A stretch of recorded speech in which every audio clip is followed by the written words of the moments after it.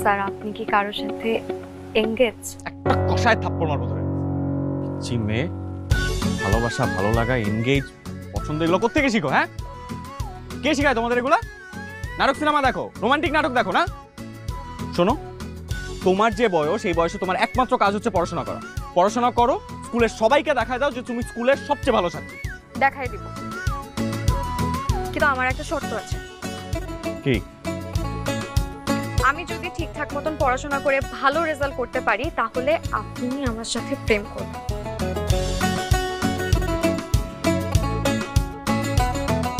আচ্ছা, পড়াশোনা করো, তারপর পরটা পরে দেখা যাবে। পরে দেখা গেলে তো হবে না, আপনার আমাকে এক্ষুনি প্রমিস করতে হবে। প্রমিস করেন।